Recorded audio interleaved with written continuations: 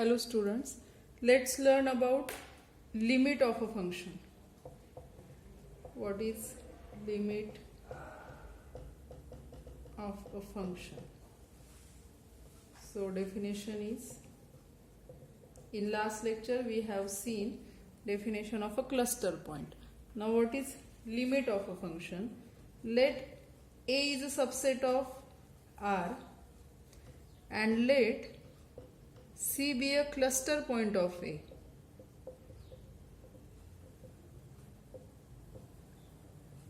Then for a function f from A to R, a real number L is said to be a limit of f at C if given epsilon greater than 0, there exists delta greater than 0 such that whenever x belongs to domain, whenever x belongs to A and 0 less than mod of x minus c less than delta, then mod of f of x minus L less than epsilon. Okay, and we say that fx tends to L as x tends to C. What is definition? A is a subset of R, f is a function from A to R. Then a real number, let us say capital L, is a limit of f at cluster point C. If for any positive epsilon, for this epsilon there exists some delta, positive delta, such that for any x belongs to domain, whenever this distance, whenever mod of x minus c less than delta, means if distance between x and c is less than delta, then distance between fx and L less than epsilon. Means what? Whenever x tends to c, then fx tends to L, and we write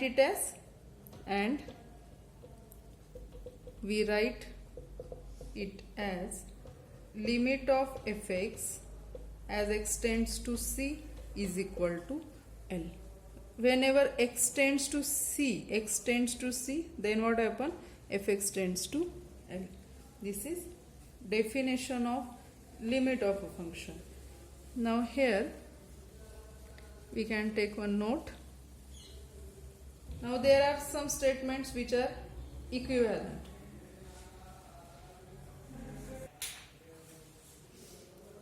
So first note, limit of fx as x tends to c is equal to L. If limit of fx x tends to c is equal to L, then following statements are equivalent.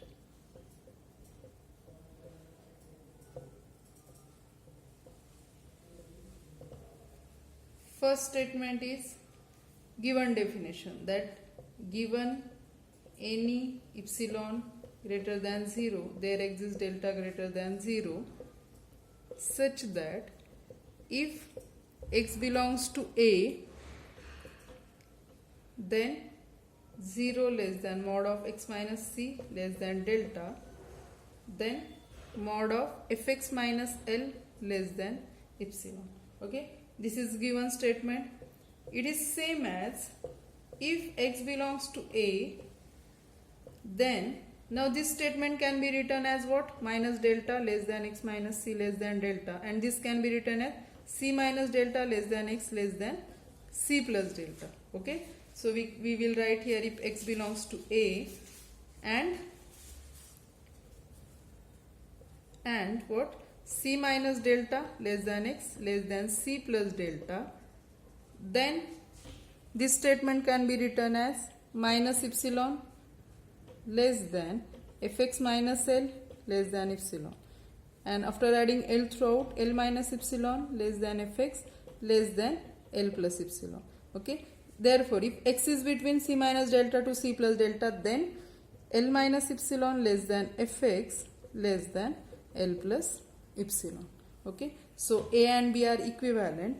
In another way, we can write if x belongs to A, and now here x is in between this c minus delta to c plus delta, means what we can write, x belongs to n delta dash of c, because c is a cluster point. If x belongs to n and x belongs to c is the center, delta is radius, then this fx belongs to now center is L, radius is epsilon here, then fx belongs to L epsilon L. Okay, all these three statements are equivalent statement. That is note 1. Note 2 is if limit of function is not exist. If limit of function not exist, then we say that function diverges at that cluster point. So another note, second, if the limit of the function f does not exist at the point C, then we say that f diverges at C. Okay. Now, if the limit of the function exists, then how many limits are possible? So there is next theorem, that is, if the limit of function exists, then that limit is unique.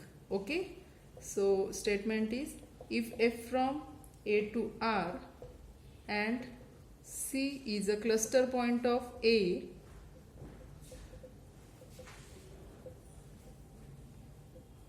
then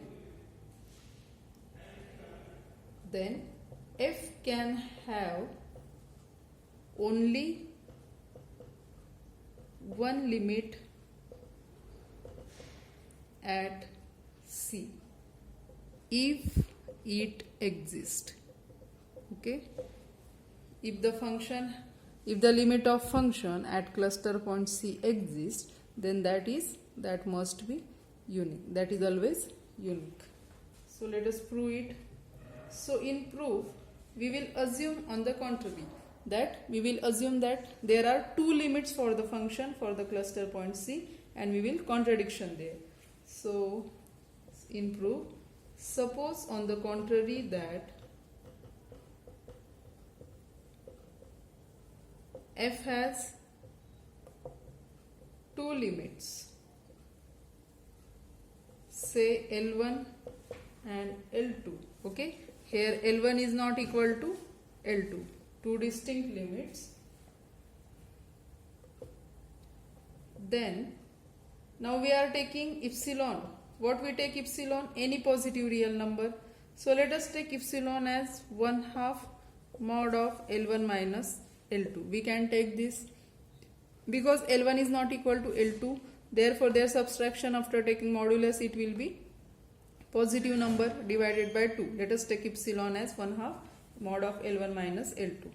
Now definitely it is greater than 0. Then for this epsilon, there exists delta 1 and delta 2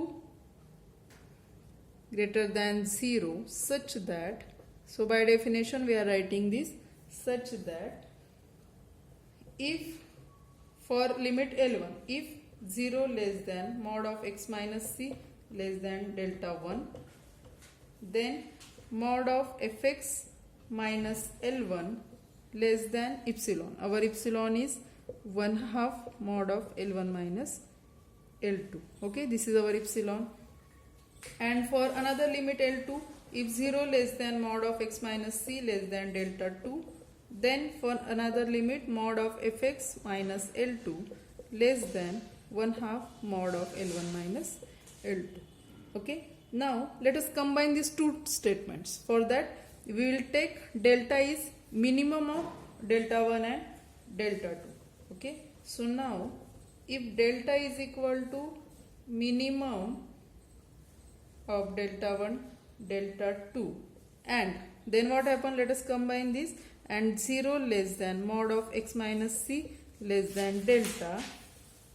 Then about this, now before that, now we can write mod of L1 minus L2 can be written as mod of L1 minus fx plus fx minus L2. We can write so, okay, mod of L1 minus L2. We are subtracting and adding the same number here.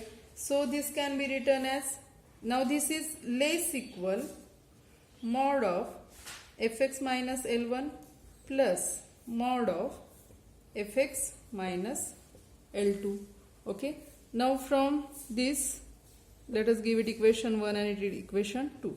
Now from equation 1, mod of fx minus L1 is less than 1/2 mod of L1 minus L2. This plus, and from equation 2, fx minus mod of fx minus L2 is less than 1/2 mod of L1 minus L2. Okay, so half L1 minus L2, half mod of L1 minus L2. What this become? This become mod of L1 minus L2. In bracket we can give using 1 and 2. Means what we get here? Mod of L1 minus L2 is strictly less than mod of L1 minus L2. Means any number is less than itself. Okay, which is wrong. Means we get contradiction. So we get mod of L1 minus L2 less than mod of L1 minus L2, which is wrong. Therefore, our assumption, which is wrong, means what? We get, that is, we get contradiction.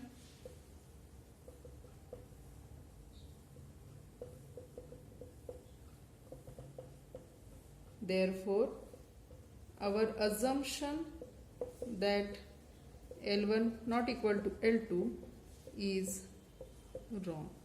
Therefore, L1 is equal to L2. Okay. Therefore, limit of fx is unique. Okay. That is proof of theorem. If limit of any function is exist, then that is always unique. Now another definition is of bounded function.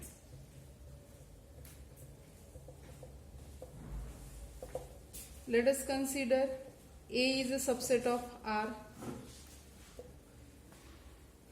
Let f is a function from A to R be a function and C belongs to R be a cluster point of A. Be a cluster point of A. Okay. We say that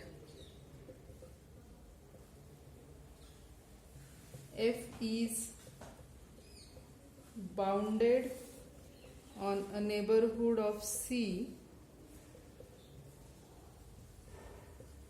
F is bounded on a neighborhood of C if there exist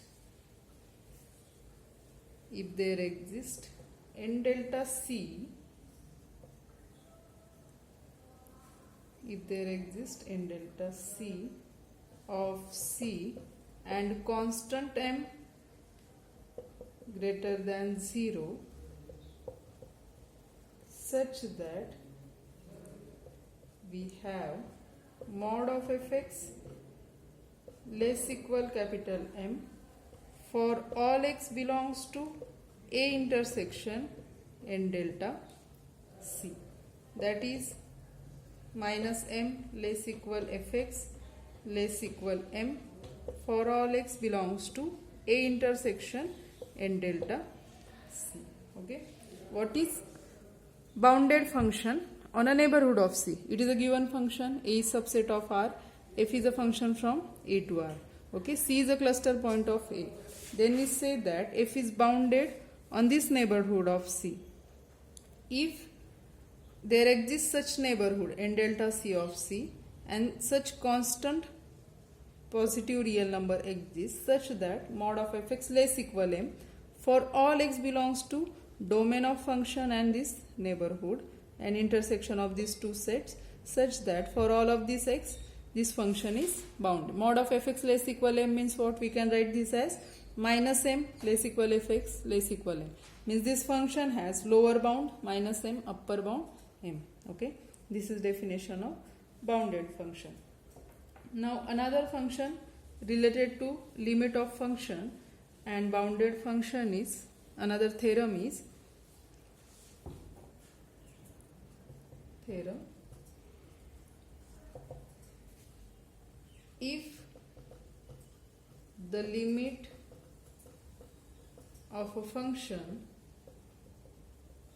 f as extends to c exists, then f is bounded in some deleted neighborhood of c. Okay, if limit of function exists, then that function is bounded in some deleted neighborhood of c. So what is given? If limit of function exists, so let us consider limit of fx as extends to c is equal to L. Suppose this limit is exists, then by definition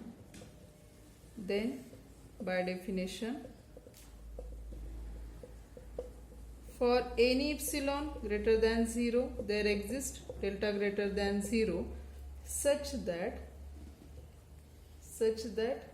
if 0 less than mod of x minus c less than delta, then mod of fx minus L less than epsilon.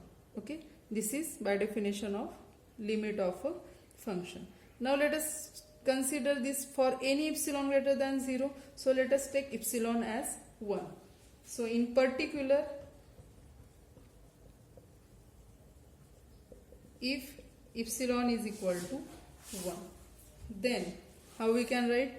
In particular, if epsilon is equal to 1, for epsilon 1 there exists delta greater than 0 such that if 0 less than mod of x minus c less than delta, then this mod of fx minus L less than our epsilon is 1.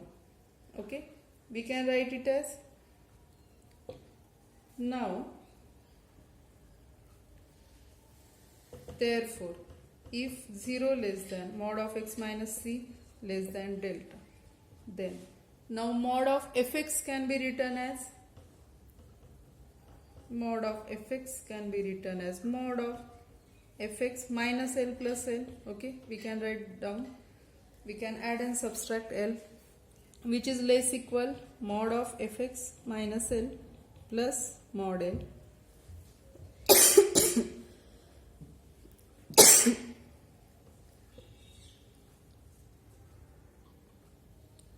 now see here, in equation 1 what is here? Mod of fx minus L is less than 1. So here this mod of fx minus L, we can write it is strictly less than this 1 plus mod L. Okay, in bracket using 1. Okay, so that is we get, that is what we get, mod of fx is strictly less than 1 plus mod L. Okay, now if C does not belongs to, if this cluster point does not belongs to A, then we take this 1 plus mod L as capital M. Then we take M is equal to 1 plus mod L. If C belongs to A, then we take M is equal to supremum of mod of f of c, comma, this 1 plus mod L. Means for any x in the domain, this must be less than capital L. That is then we get mod of fx is less than m for all x. Therefore, function f is bounded. Therefore, function f is bounded. Means what? If the limit of the function exists, then that function is bounded in some deleted delta neighborhood of C. Okay. Now there are some definitions. Consider two functions are given. So definition. Let A is a subset of R. Let f is a function from A to R. G is a function from A to R. B functions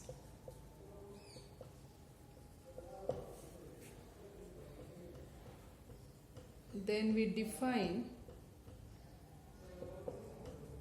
for x belongs to A, then f plus g of x is same as, now here is function, f plus g is a function defined on x is same as f defined on x addition g defined on x, that is addition of these two functions. Okay, f minus g of x is same as fx minus gx.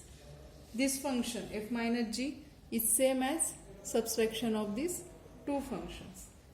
F into g of x is same as fx into gx. Again, b into f of x is same as b of f of x. Here b is a scalar, b belongs to R. Okay. Another, f upon g, function f upon g of x is same as function fx and function gx, division of these two functions. If here g of x should not be equal to 0. Okay. These are definitions of function of addition, subtraction, okay, multiplication. This is scalar multiplication and this is division. Okay.